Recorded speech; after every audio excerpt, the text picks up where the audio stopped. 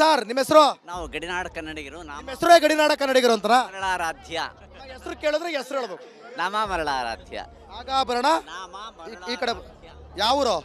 ನಾವು ಆದೋನಿ, ಇಲ್ಲಿ ಯಾವ ಗಡಿ ಬರೋದು ನಿಮ್ದು? ಆಂಧ್ರ ಗಡಿನಾಡ. ಅಲ್ಲಿ ನಮಗೆ ಸಾಕಷ್ಟು ಸಮಸ್ಯೆಗಳಿದಾವ. ಇದುವರೆಗೆ ನಮ್ಮನ್ನು ಗಡಿನಾಡು ಅಂತ ಇಲ್ಲ, ಹೊರನಾಡು ಅಂತಕ್ಕಂಥದ್ದು ಡಿಸೈಡ್ ಮಾಡಿಲ್ಲ. ಹಾಗಾಗಿ ಪೂರ್ತಿ ನಾವು ಅನಾಥ ಪ್ರಜ್ಞೆ. ನಮಗೆ ಸುಮಾರು 1,00,000ದವರೆಗೆ ಆ ಜನಸಂಖ್ಯೆ ಇದೆ. ಆ ಭಾಗದಲ್ಲಿ 1,00,000 ಜನಸಂಖ್ಯೆ ಇದೆ. ಆಮೇಲೆ 12,000 ವಿದ್ಯಾರ್ಥಿಗಳು ಓದ್ತಾ ಇದ್ದಾರೆ. ಸುಮಾರು 66 ಕನ್ನಡ ಶಾಲೆಗಳಿದ್ದಾವೆ. ಆದರೆ ಇದುವರೆಗೆ ನಮಗೆ ಯಾವ ರೀತಿಯಿಂದ ಸೌಲಭ್ಯಗಳು ಕರ್ನಾಟಕದಿಂದ ಬಂದಿಲ್ಲ. ಕನ್ನಡ ಸಾಹಿತ್ಯ ಪರಿಷತ್ನಲ್ಲಿ ನಮಗೆ ಇದು ಏನು ನಿಮ್ಮ ಪ್ರಾಬ್ಲಮ್ನ ಮೇನ್ ಹೈಲೈಟ್ಸ್, ಪ್ರಮುಖವಾದಂಥ ವಿಚಾರ. ಕನ್ನಡ ಅಂತ ಹುಡುಕ್ತಾ ಬಂದಾಗ ಅದರಲ್ಲೇ ಎಷ್ಟು ಸಮಸ್ಯೆಗಳಿದಾವೆ ನೋಡಿ. ನಮ್ಮ ಭಾಷೆ ಒಟ್ಟಲ್ಲಿ ಆಂಧ್ರ ಬಾರ್ಡರ್ ಅಲ್ವಾ ನೀವು? ಹೌದೌದು. ಆಂಧ್ರ ಬಾರ್ಡರ್ ಅಲ್ಲಿ ಏನು ಗುರುತಿಸಿಲ್ಲ, ಏನು ಗುರುತಿಸಿಲ್ಲ. ಇಲ್ಲ. ಕನ್ನಡ ಶಾಲೆಗಳಿಲ್ಲ. 66 ಶಾಲೆಗಳಿವೆ. ಕನ್ನಡ ಶಾಲೆಗಳು 66 ಕನ್ನಡ ಶಾಲೆಗಳಿದಾವೆ. ಅದರಲ್ಲಿ 1ನೇ ತರಗತಿಯಿಂದ ಹಿಡಿದು ಅಪ್ ಟು 10ನೇ ತರಗತಿವರೆಗೆ ಕನ್ನಡ ಮಾಧ್ಯಮದಲ್ಲೇ ಸುಮಾರು ಲಕ್ಷಾಂತರ ವಿದ್ಯಾರ್ಥಿಗಳು ಓದ್ತಾ ಇದ್ದಾರೆ ಇವತ್ತಿನವರೆಗೆ. ಆದರೂ ಕೂಡ ಇವತ್ತಿನವರೆಗೆ ನಮಗೆ ಗಡಿನಾಡು ಕನ್ನಡಿಗರಾಗಲಿ ಹೊರನಾಡು ಕನ್ನಡಿಗರಾಗಲಿ ಯಾವುದೇ ವಿಧವಾದಂಥ ಅನುಮೋದನೆ ಮಾಡಿಲ್ಲ ಮತ್ತು ಕರ್ನಾಟಕ ಸರ್ಕಾರ. ಈಗ ಅಲ್ಲೆಲ್ಲರೂ ಕನ್ನಡನೇ ಅದ್ಭುತವಾಗಿ ಮಾತಾಡ್ತಾರೆ. ಹೌದು, ಎಲ್ಲರ ಮಾತೃಭಾಷೆನೇ ಕನ್ನಡ. ಇವತ್ತು ಆ ಕನ್ನಡ ಅಭಿಮಾನದಿಂದನೇ ನಾವು ಇವತ್ತು ಬಂದಿವಿ ಇಲ್ಲಿಗೆ. ಹೌದು, ನೀವೆಲ್ಲ ಕನ್ನಡ ಶಿಕ್ಷಕರು. 15 ಮಂದಿ ಬಂದಿವಿ. 50 ಜನ ಬಂದಿವಿ ನಾವು ಇವತ್ತು. ನಾವು ಇದು ಅತಿ ದೊಡ್ಡ ಸಮಸ್ಯೆ. ಆಂಧ್ರ ಪ್ರದೇಶದ ಗಡಿನಾಡ ಕನ್ನಡಿಗರಿಗೆ ಕರ್ನಾಟಕದಲ್ಲಿ ಶಿಕ್ಷಣ ಉದ್ಯೋಗಗಳು ಮೀಸಲಾತಿ ಇಲ್ಲ. ಮತ್ತೊಂದು ಕಡೆ ನಾವು ಆಂಧ್ರದಲ್ಲಿದ್ರು ಕನ್ನಡದಲ್ಲೇ ಮಾತನಾಡುತ್ತಿದ್ದೇವೆ, ಕನ್ನಡದಲ್ಲೇ ವಿದ್ಯಾಭ್ಯಾಸ ಮಾಡುತ್ತಿದ್ದೇವೆ. ಆದ್ರೆ ಯಾವುದೇ ರೀತಿ ಸೌಲಭ್ಯಗಳು ರಾಜ್ಯ ಸರ್ಕಾರದಿಂದ ಇಲ್ಲ, ಮೀಸಲಾತಿ ಇಲ್ಲ. ಹೊರನಾಡ ಕನ್ನಡಿಗ ಮತ್ತು ಗಡಿನಾಡ ಕನ್ನಡಿಗರ ಒಂದು ಮೀಸಲಾತಿ ಆಂಧ್ರ ಕನ್ನಡಿಗರ ಕಾರ್ಯಕ್ರಮದ ಕ್ಲೈಮ್ಯಾಕ್ಸ್, ಕೊನೆಯ ಹಂತ ಇದು. ಏನ್ ನಿಮ್ ಪ್ರಾಬ್ಲಮ್? ಕಾರ್ಯಕ್ರಮದಲ್ಲಿ ಕನ್ನಡ ಮಾತಾಡಕ್ಕೆ ಏನ್ರಿ ಪ್ರಾಬ್ಲಮ್ ಅಂತ ಅನ್ಕೊಂಡು ಬಂದ್ವಿ ನಾವು. ಆದ್ರೆ ನಮಗೆ ಸಿಕ್ಕಿದ್ದು ನೋಡಿ, ಮಹಾರಾಷ್ಟ್ರ ಕೇರಳ ಕನ್ನಡಿಗರಿಗಿರುವ ಮೀಸಲಾತಿ ನಮ್ಗೆ ಹಾಕಿಲ್ಲ. ಇಲ್ಲೂ ಏನು ಸಂಪೂರ್ಣವಾಗಿಲ್ಲ. ಆಯ್ತಾ ಓಕೆ, ಸೊ ಇರ್ಲಿ ಎಲ್ಲ ಗೊತ್ತಾಯ್ತು ಬಿಡಿ. ನಾವು ಕನ್ನಡಿಗರೇ, ನಮ್ಮನ್ನು ಕೂಡ ಗುರುತಿಸಿ ಅಂತ ಹೇಳ್ತಿದ್ದಾರೆ. ಇದು ನಿಜವಾದಂಥ ಅತಿ ದೊಡ್ಡ ಸಮಸ್ಯೆ. ದಯವಿಟ್ಟು ರಾಜ್ಯ ಸರ್ಕಾರ ಈ ಬಗ್ಗೆ ಎಚ್ಚರವನ್ನು ವಹಿಸಬೇಕಾಗುತ್ತೆ. ನಿಜವಾಗಿರ್ತಕ್ಕಂಥ ಕನ್ನಡಿಗರು ಆಂಧ್ರ ಪ್ರದೇಶದಲ್ಲಿ ಇದ್ದಾರೆ. ಯಾರು ಅಲ್ಲಿ ಆಂಧ್ರ ಪ್ರದೇಶದಲ್ಲಿದ್ದು ಕನ್ನಡವನ್ನು ಉಳಿಸ್ಲಿಕ್ಕೆ ಪ್ರಯತ್ನ ಮಾಡ್ತಾರೆ. ಇವತ್ತು ಒಂದು 5 ಜನ ಮುಸ್ಲಿಮ್ ಆಂಧ್ರ ಪ್ರದೇಶದಲ್ಲಿ ಒಂದು 5 ಜನ ಮುಸ್ಲಿಂ ಆಗಲಿ, ಬೇರೆ ಒಂದು ಕ್ಯಾಸ್ಟ್ನವರಾಗಲಿ ಎಲ್ಲರೂ ಕೂತ್ಕೊಂಡು ಮಾತಾಡಿದ್ರು. ಅವರು ಕನ್ನಡದಲ್ಲೇ ಮಾತಾಡ್ತಾರೆ. ಅಂದರೆ ಕನ್ನಡ ಅಂದರೆ ಅಷ್ಟು ಅಭಿಮಾನ. ನಿಜವಾದ ಕನ್ನಡಿಗರು ಎಲ್ಲಿದಾರಪ್ಪ ಅಂದರೆ ಆಂಧ್ರ ಪ್ರದೇಶದ ಹೊರಭಾಗದಲ್ಲಿರ್ತಕ್ಕಂಥವ್ರು ನಿಜವಾಗಿರ್ತಕ್ಕಂಥ ಕನ್ನಡಿಗರು ಅಂತ ಹೇಳಲಿಕ್ಕೆ ನಾನು ಇಚ್ಛೆ ಪಡ್ತಾ ಇದ್ದೀನಿ. ಎಲ್ಲ ಕಡೆ ನಿಜವಾದ ಕನ್ನಡಿಗರಿದ್ದಾರೆ. ಅಲ್ಲಿ ಪ್ಯೂರ್ ಅಂದರೆ ಅದ್ಭುತವಾಗಿ ಕನ್ನಡ ಮಾತಾಡೋರು, ಕನ್ನಡಕ್ಕೆ ಬೆಲೆ ಕೊಡೋರು ಇದ್ದಾರೆ. ಸೊ ಆದರೆ ರಾಜ್ಯ ಸರ್ಕಾರವೇ ಆ ಕಡೆ ಬೆಲೆ ಕೊಡ್ತಾ ಇಲ್ಲ. ಅವರು ಕೂಡ ಯಾವ ಪ್ರಾತಿನಿಧ್ಯ ಇಲ್ಲ ನಮಗೆ. ಅಲ್ಲಿ ಸಾಕಷ್ಟು ಕವಿಗಳಿದ್ದಾರೆ, ಪ್ರತಿಭಾನ್ವಿತ ಕಲಾವಿದರಿದ್ದಾರೆ, ಆಮೇಲೆ ಸಂಗೀತಗಾರರಿದ್ದಾರೆ. ಒಂದು ಅಕ್ಷರ ಕೂಡ ನಮ್ಮ ಭಾಗದ ಜನರ ಬಗ್ಗೆ ಏನು ಕಾಳಜಿ ಇಲ್ಲದೆ. ಇದು ಮೇಜರ್ ಸಮಸ್ಯೆ. ಇದು ನಾವು ಮಂಡ್ಯದಲ್ಲಿ ಕನ್ನಡ ಭಾಷೆಯ ಉಳಿವಿಗಾಗಿ, ಕನ್ನಡ ಭಾಷೆಯನ್ನು ಮಾತನಾಡೋದಕ್ಕೆ ಏನ್ರಿ ನಿಮಗೆ ಸಮಸ್ಯೆ ಅಂತ ಅಂದ್ಕೊಂಡು ಬಂದ್ವಿ. ಇವತ್ತು ಮಂಡ್ಯದಲ್ಲಿ ಅತಿ ಹೆಚ್ಚು ಕನ್ನಡ ಭಾಷೆ ಮಾತನಾಡುವಂಥ ಜಿಲ್ಲೆ ಇದು. ಅದ್ಭುತವಾಗಿ 30 ವರ್ಷದ ಬಳಿಕ 87ನೇ ಕನ್ನಡ ಸಾಹಿತ್ಯ ಸಮ್ಮೇಳನ ನಡೀತಾ ಇದೆ. ನಡೀಲಿ, ಅದು ಅದ್ಭುತವಾಗಿ ಸಾಗಲಿ. ಆದರೆ ಇಲ್ಲಿ ಸಿಕ್ಕಂಥ ನಮಗೆ ಪ್ರಮುಖವಾದಂಥ ಸಮಸ್ಯೆ ಅಂದರೆ ಅದು ಆಂಧ್ರದಲ್ಲಿ ಎಲ್ಲರೂ ಕೂಡ ಬಾರ್ಡರ್ನಲ್ಲಿ ನಾವು ಅದ್ಭುತವಾಗಿ ಕನ್ನಡ ಮಾತನಾಡ್ತೀವಿ. ಎಲ್ಲ ಜಾತಿ ಧರ್ಮದವರು ಕೂಡ ಕೂತ್ಕೊಂಡು ಮಾತಾಡೋದು ಕನ್ನಡ. ಆದರೆ ಕನ್ನಡಕ್ಕೆ ಅಲ್ಲಿ ಪ್ರಾಶಸ್ತ್ಯ ಸಿಗ್ತಾ ಇಲ್ಲ, ಇದಕ್ಕೆ ಯಾವುದೇ ರೀತಿ ಸೌಲಭ್ಯಗಳು ಕೂಡ ಸಿಗ್ತಾ ಇಲ್ಲ ಅನ್ನುವಂಥ ಆರೋಪಗಳು ಕೂಡ ಕೇಳಿ ಬರ್ತಾ ಇದೆ. ಇದೇ ಕಾರ್ಯಕ್ರಮದಲ್ಲಿ ದಯವಿಟ್ಟು ಈ ಕಾರ್ಯಕ್ರಮ ನೋಡುವಂಥ ಜನಪ್ರತಿನಿಧಿಗಳು, ಸಂಬಂಧಪಟ್ಟವರು, ಚಿಕ್ಕಬಳ್ಳಾಪುರ ಶಾಸಕರು, ಅಲ್ಲಿರೋ MP, MLA, ಅಕ್ಕಪಕ್ಕದವರು ಎಲ್ಲರೂ ಕೂಡ ಇದನ್ನ ಗಮನದಲ್ಲಿಟ್ಕೊಂಡು, ಜೊತೆಗೆ ಸಿದ್ದರಾಮಯ್ಯನೂ ಕೂಡ ಈ ಬಗ್ಗೆ ಗಮನದಲ್ಲಿಟ್ಕೊಂಡು, ಇವಾಗಲೇ ಹೇಳ್ತಾ ಇದ್ರಿ, ಭಾಷಣ ಮಾಡ್ತಾ ಇದ್ರಿ, ಕನ್ನಡವನ್ನು ಉಳಿಸೋದಕ್ಕೆ ಏನು ಮಾಡಬೇಕು ಅಂತ ಹೇಳ್ತಾ ಇದ್ರಿ. ಈಗ ಏನು ಮಾಡ್ತೀರಂತ ನೀವೇ ನಿರ್ಧಾರ ಮಾಡಿ ಅಂತ ರಿಪಬ್ಲಿಕ್ ಕನ್ನಡದ ಮೂಲಕ ಕೇಳ್ಕೊಳ್ತಾ ಇದ್ದೀವಿ. ನಾಳೆ ಮತ್ತೊಂದು ಪ್ರಮುಖ ಕ್ಷೇತ್ರದಲ್ಲಿ ಮತ್ತೊಂದು ಸಮಸ್ಯೆಗಳನ್ನು ಹೊತ್ಕೊಂಡು ನಿಮ್ಮ ಮುಂದೆ ಏನು ನಿಮ್ಮ ಪ್ರಾಬ್ಲಮ್ ಅನ್ಕೊಂಡು ಬರ್ತೀನಿ. ಅಲ್ಲಿವರೆಗೂ ನೋಡ್ತಾ ಇರಿ ರಿಪಬ್ಲಿಕ್ ಕನ್ನಡ, ಇದು ನಿಮ್ಮ ಧ್ವನಿ.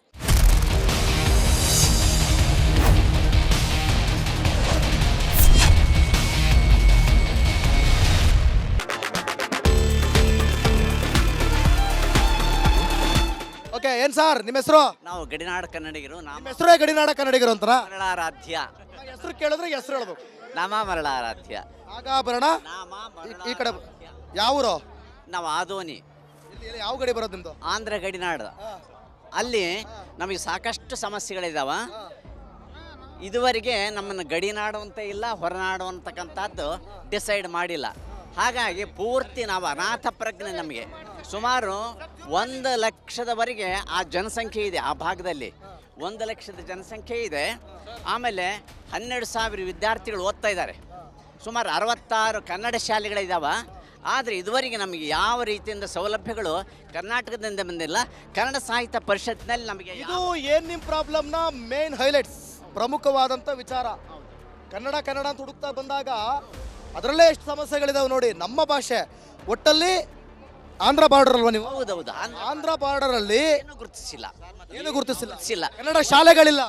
66 ಶಾಲೆಗಳಿವೆ. ಕನ್ನಡ ಶಾಲೆಗಳು 66 ಕನ್ನಡ ಶಾಲೆಗಳಿದಾವೆ. ಅದರಲ್ಲಿ 1ನೇ ತರಗತಿಯಿಂದ ಹಿಡಿದು ಅಪ್ ಟು 10ನೇ ತರಗತಿವರೆಗೆ ಕನ್ನಡ ಮಾಧ್ಯಮದಲ್ಲೇ ಸುಮಾರು ಲಕ್ಷಾಂತರ ವಿದ್ಯಾರ್ಥಿಗಳು ಓದ್ತಾ ಇದ್ದಾರೆ ಇವತ್ತಿನವರೆಗೆ. ಆದರೂ ಕೂಡ ಇವತ್ತಿನವರೆಗೆ ನಮಗೆ ಗಡಿನಾಡು ಕನ್ನಡಿಗರಾಗಲಿ ಹೊರನಾಡು ಕನ್ನಡಿಗರಾಗಲಿ ಯಾವುದೇ ವಿಧವಾದಂಥ ಅನುಮೋದನೆ ಮಾಡಿಲ್ಲ ಮತ್ತು ಕರ್ನಾಟಕ ಸರ್ಕಾರ. ಈಗ ಅಲ್ಲೆಲ್ಲರೂ ಕನ್ನಡನೇ ಅದ್ಭುತವಾಗಿ ಮಾತಾಡ್ತಾರೆ. ಹೌದು, ಎಲ್ಲರ ಮಾತೃಭಾಷೆನೇ ಕನ್ನಡ. ಇವತ್ತು ಆ ಕನ್ನಡ ಅಭಿಮಾನದಿಂದನೇ ನಾವು ಇವತ್ತು ಬಂದಿವಿ ಇಲ್ಲಿಗೆ. ಹೌದು, ಇವೆಲ್ಲ ಕನ್ನಡ ಶಿಕ್ಷಕರು 15 ಮಂದಿ ಬಂದಿವಿ. 50 ಜನ ಬಂದಿವಿ ನಾವು ಇವತ್ತು. ನಾವು ಇದು ಅತಿ ದೊಡ್ಡ ಸಮಸ್ಯೆ. ಆಂಧ್ರ ಪ್ರದೇಶದ ಗಡಿನಾಡ ಕನ್ನಡಿಗರಿಗೆ ಕರ್ನಾಟಕದಲ್ಲಿ ಶಿಕ್ಷಣ ಉದ್ಯೋಗಗಳು ಮೀಸಲಾತಿ ಇಲ್ಲ. ಮತ್ತೊಂದು ಕಡೆ ಏನಿದು? ನಾವು ಆಂಧ್ರದಲ್ಲಿದ್ರು ಕನ್ನಡದಲ್ಲೇ ಮಾತನಾಡುತ್ತಿದ್ದೇವೆ, ಕನ್ನಡದಲ್ಲೇ ವಿದ್ಯಾಭ್ಯಾಸ ಮಾಡುತ್ತಿದ್ದೇವೆ. ಸವಲತ್ತುಗಳು ಇಲ್ಲ, ಆದ್ರೆ ಯಾವುದೇ ರೀತಿ ಸೌಲಭ್ಯಗಳು ರಾಜ್ಯ ಸರ್ಕಾರದಿಂದ ಇಲ್ಲ, ಮೀಸಲಾತಿ ಇಲ್ಲ. ಹೊರನಾಡ ಕನ್ನಡಿಗ ಮತ್ತು ಗಡಿನಾಡ ಕನ್ನಡಿಗರ ಒಂದು ಮೀಸಲಾತಿ ಆಂಧ್ರ ಕನ್ನಡಿಗರೇ. ಕಾರ್ಯಕ್ರಮದ ಕ್ಲೈಮ್ಯಾಕ್ಸ್, ಕೊನೆಯ ಹಂತ ಇದು. ಏನ್ ನಿಮ್ ಪ್ರಾಬ್ಲಮ್? ಕಾರ್ಯಕ್ರಮದಲ್ಲಿ ಕನ್ನಡ ಮಾತಾಡಕ್ಕೆ ಏನ್ರಿ ಪ್ರಾಬ್ಲಮ್ ಅಂತ ಅನ್ಕೊಂಡು ಬಂದ್ವಿ ನಾವು. ಆದ್ರೆ ನಮಗೆ ಸಿಕ್ಕಿದ್ದು ನೋಡಿ, ಮಹಾರಾಷ್ಟ್ರ ಕೇರಳ ಕನ್ನಡಿಗರಿಗಿರುವ ಮೀಸಲಾತಿ ನಮ್ಗೆ ಹಾಕಿಲ್ಲ. ಇಲ್ಲೂ ಏನು ಸಂಪೂರ್ಣವಾಗಿಲ್ಲ. ಆಯ್ತಾ ಓಕೆ, ಸೊ ಇರ್ಲಿ ಎಲ್ಲ ಗೊತ್ತಾಯ್ತು ಬಿಡಿ. ನಾವು ಕನ್ನಡಿಗರೇ, ನಮ್ಮನ್ನು ಕೂಡ ಗುರುತಿಸಿ ಅಂತ ಹೇಳ್ತಿದ್ದಾರೆ. ಇದು ನಿಜವಾದಂಥ ಅತಿ ದೊಡ್ಡ ಸಮಸ್ಯೆ. ದಯವಿಟ್ಟು ರಾಜ್ಯ ಸರ್ಕಾರ ಈ ಬಗ್ಗೆ ಎಚ್ಚರವನ್ನು ವಹಿಸಬೇಕಾಗುತ್ತೆ. ನಿಜವಾಗಿರ್ತಕ್ಕಂಥ ಕನ್ನಡಿಗರು ಆಂಧ್ರ ಪ್ರದೇಶದಲ್ಲಿ ಇದ್ದಾರೆ. ಯಾರು ಅಲ್ಲಿ ಆಂಧ್ರ ಪ್ರದೇಶದಲ್ಲಿದ್ದು ಕನ್ನಡವನ್ನು ಉಳಿಸ್ಲಿಕ್ಕೆ ಪ್ರಯತ್ನ ಮಾಡ್ತಾರೆ. ಇವತ್ತು ಒಂದು 5 ಜನ ಮುಸ್ಲಿಂ ಆಂಧ್ರ ಪ್ರದೇಶದಲ್ಲಿ ಒಂದು 5 ಜನ ಮುಸ್ಲಿಂ ಆಗಲಿ, ಬೇರೆ ಒಂದು ಕ್ಯಾಸ್ಟ್ನವರಾಗಲಿ ಎಲ್ಲರೂ ಕೂತ್ಕೊಂಡು ಮಾತಾಡಿದ್ರು. ಅವರು ಕನ್ನಡದಲ್ಲೇ ಮಾತಾಡ್ತಾರೆ. ಅಂದರೆ ಕನ್ನಡ ಅಂದರೆ ಅಷ್ಟು ಅಭಿಮಾನ. ನಿಜವಾದ ಕನ್ನಡಿಗರು ಎಲ್ಲಿದಾರಪ್ಪ ಅಂದರೆ ಆಂಧ್ರ ಪ್ರದೇಶದ ಹೊರಭಾಗದಲ್ಲಿರ್ತಕ್ಕಂಥವ್ರು ನಿಜವಾಗಿರ್ತಕ್ಕಂಥ ಕನ್ನಡಿಗರು ಅಂತ ಹೇಳಲಿಕ್ಕೆ ನಾನು ಇಚ್ಛೆ ಪಡ್ತಾ ಇದ್ದೀನಿ. ಎಲ್ಲ ಕಡೆ ನಿಜವಾದ ಕನ್ನಡಿಗರಿದ್ದಾರೆ. ಅಲ್ಲಿ ಪ್ಯೂರ್ ಅಂದ್ರೆ ಅದ್ಭುತವಾಗಿ ಕನ್ನಡ ಮಾತಾಡೋರು, ಕನ್ನಡಕ್ಕೆ ಬೆಲೆ ಕೊಡೋರು ಇದ್ದಾರೆ. ಸೊ ಆದ್ರೆ ರಾಜ್ಯ ಸರ್ಕಾರವೇ ಆ ಕಡೆ ಬೆಲೆ ಕೊಡ್ತಾ ಇಲ್ಲ. ಅವರು ಕೂಡ ಯಾವ ಪ್ರಾತಿನಿಧ್ಯ ಇಲ್ಲ ನಮಗೆ. ಅಲ್ಲಿ ಸಾಕಷ್ಟು ಕವಿಗಳಿದ್ದಾರೆ, ಪ್ರತಿಭಾನ್ವಿತ ಕಲಾವಿದರಿದ್ದಾರೆ, ಆಮೇಲೆ ಸಂಗೀತಗಾರರಿದ್ದಾರೆ. ಒಂದು ಅಕ್ಷರ ಕೂಡ ನಮ್ಮ ಭಾಗದ ಜನರ ಬಗ್ಗೆ ಏನು ಕಾಳಜಿ ಇಲ್ಲದೆ. ಇದು ಮೇಜರ್ ಸಮಸ್ಯೆ. ಇದು ನಾವು ಮಂಡ್ಯದಲ್ಲಿ ಕನ್ನಡ ಭಾಷೆಯ ಉಳಿವಿಗಾಗಿ, ಕನ್ನಡ ಭಾಷೆಯನ್ನು ಮಾತನಾಡೋದಕ್ಕೆ ಏನ್ರಿ ನಿಮಗೆ ಸಮಸ್ಯೆ ಅಂತ ಅಂದ್ಕೊಂಡು ಬಂದ್ವಿ. ಇವತ್ತು ಮಂಡ್ಯದಲ್ಲಿ ಅತಿ ಹೆಚ್ಚು ಕನ್ನಡ ಭಾಷೆ ಮಾತನಾಡುವಂಥ ಜಿಲ್ಲೆ ಇದು. ಅದ್ಭುತವಾಗಿ 30 ವರ್ಷದ ಬಳಿಕ 87ನೇ ಕನ್ನಡ ಸಾಹಿತ್ಯ ಸಮ್ಮೇಳನ ನಡೀತಾ ಇದೆ. ನಡೀಲಿ, ಅದು ಅದ್ಭುತವಾಗಿ ಸಾಗಲಿ. ಆದರೆ ಇಲ್ಲಿ ಸಿಕ್ಕಂಥ ನಮಗೆ ಪ್ರಮುಖವಾದಂಥ ಸಮಸ್ಯೆ ಅಂದರೆ ಅದು ಆಂಧ್ರದಲ್ಲಿ ಎಲ್ಲರೂ ಕೂಡ ಬಾರ್ಡರ್ನಲ್ಲಿ ನಾವು ಅದ್ಭುತವಾಗಿ ಕನ್ನಡ ಮಾತನಾಡ್ತೀವಿ. ಎಲ್ಲ ಜಾತಿ ಧರ್ಮದವರು ಕೂಡ ಕೂತ್ಕೊಂಡು ಮಾತಾಡೋದು ಕನ್ನಡ. ಆದರೆ ಕನ್ನಡಕ್ಕೆ ಅಲ್ಲಿ ಪ್ರಾಶಸ್ತ್ಯ ಸಿಗ್ತಾ ಇಲ್ಲ, ಇದಕ್ಕೆ ಯಾವುದೇ ರೀತಿ ಸೌಲಭ್ಯಗಳು ಕೂಡ ಸಿಗ್ತಾ ಇಲ್ಲ ಅನ್ನುವಂಥ ಆರೋಪಗಳು ಕೂಡ ಕೇಳಿ ಬರ್ತಾ ಇದೆ. ಇದೇ ಕಾರ್ಯಕ್ರಮದಲ್ಲಿ ದಯವಿಟ್ಟು ಈ ಕಾರ್ಯಕ್ರಮ ನೋಡುವಂಥ ಜನಪ್ರತಿನಿಧಿಗಳು, ಸಂಬಂಧಪಟ್ಟವರು, ಚಿಕ್ಕಬಳ್ಳಾಪುರ ಶಾಸಕರು, ಅಲ್ಲಿರೋ MP, MLA, ಅಕ್ಕಪಕ್ಕದವರು ಎಲ್ಲರೂ ಕೂಡ ಇದನ್ನ ಗಮನದಲ್ಲಿ ಇಟ್ಕೊಂಡು, ಜೊತೆಗೆ ಸಿದ್ದರಾಮಯ್ಯನೂ ಕೂಡ ಈ ಬಗ್ಗೆ ಗಮನದಲ್ಲಿ ಇಟ್ಕೊಂಡು, ಇವಾಗಲೇ ಹೇಳ್ತಾ ಇದ್ರಿ, ಭಾಷಣ ಮಾಡ್ತಾ ಇದ್ರಿ, ಕನ್ನಡವನ್ನು ಉಳಿಸೋದಕ್ಕೆ ಏನು ಮಾಡಬೇಕು ಅಂತ ಹೇಳ್ತಾ ಇದ್ರಿ. ಈಗ ಏನು ಮಾಡ್ತೀರಂತ ನೀವೇ ನಿರ್ಧಾರ ಮಾಡಿ ಅಂತ ರಿಪಬ್ಲಿಕ್ ಕನ್ನಡದ ಮೂಲಕ ಕೇಳ್ಕೊಳ್ತಾ ಇದ್ದೀವಿ. ನಾಳೆ ಮತ್ತೊಂದು ಪ್ರಮುಖ ಕ್ಷೇತ್ರದಲ್ಲಿ ಮತ್ತೊಂದು ಸಮಸ್ಯೆಗಳನ್ನು ಹೊತ್ಕೊಂಡು ನಿಮ್ಮ ಮುಂದೆ ಏನು ನಿಮ್ಮ ಪ್ರಾಬ್ಲಮ್ ಅನ್ಕೊಂಡು ಬರ್ತೀನಿ. ಅಲ್ಲಿವರೆಗೂ ನೋಡ್ತಾ ಇರಿ ರಿಪಬ್ಲಿಕ್ ಕನ್ನಡ, ಇದು ನಿಮ್ಮ ಧ್ವನಿ.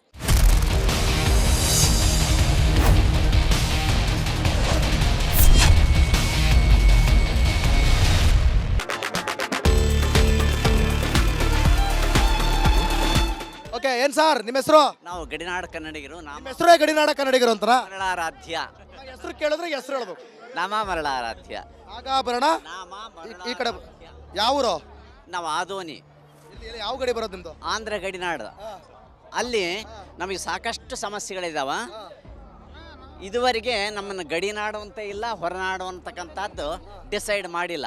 ಹಾಗಾಗಿ ಪೂರ್ತಿ ನಾವು ಅನಾಥ ಪ್ರಜ್ಞೆ. ನಮಗೆ ಸುಮಾರು 1 ಲಕ್ಷದವರೆಗೆ ಆ ಜನಸಂಖ್ಯೆ ಇದೆ. ಆ ಭಾಗದಲ್ಲಿ 1 ಲಕ್ಷದ ಜನಸಂಖ್ಯೆ ಇದೆ.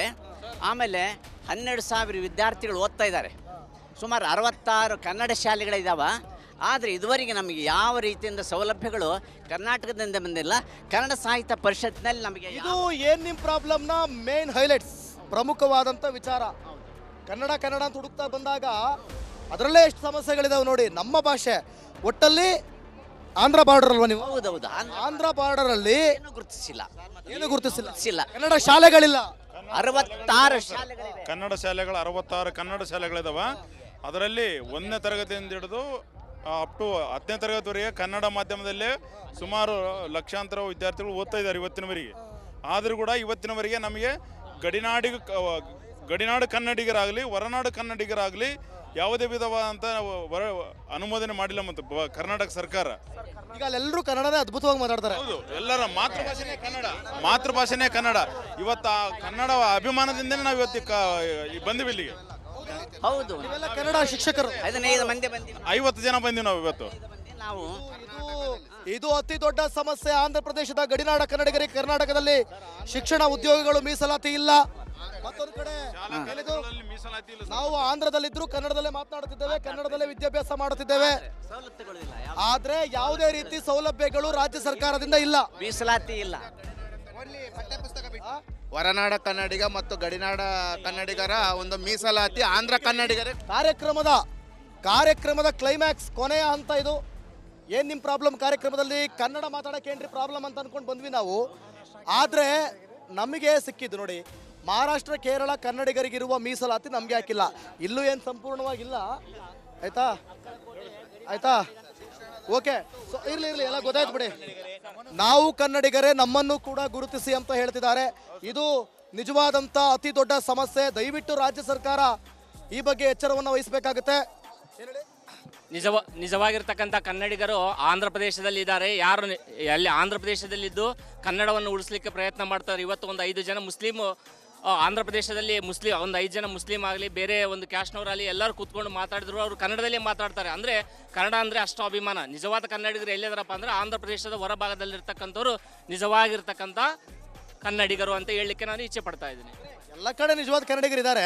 ಅಲ್ಲಿ ಪ್ಯೂರ್ ಅಂದ್ರೆ ಅದ್ಭುತವಾಗಿ ಕನ್ನಡ ಮಾತಾಡೋರು, ಕನ್ನಡಕ್ಕೆ ಬೆಲೆ ಕೊಡೋರು ಇದ್ದಾರೆ. ಸೊ ಆದ್ರೆ ರಾಜ್ಯ ಸರ್ಕಾರವೇ ಆ ಕಡೆ ಬೆಲೆ ಕೊಡ್ತಾ ಇಲ್ಲ. ಅವರು ಕೂಡ ಯಾವ ಪ್ರಾತಿನಿಧ್ಯ ಇಲ್ಲ ನಮಗೆ. ಅಲ್ಲಿ ಸಾಕಷ್ಟು ಕವಿಗಳಿದ್ದಾರೆ, ಪ್ರತಿಭಾನ್ವಿತ ಕಲಾವಿದರಿದ್ದಾರೆ, ಆಮೇಲೆ ಸಂಗೀತಗಾರರಿದ್ದಾರೆ.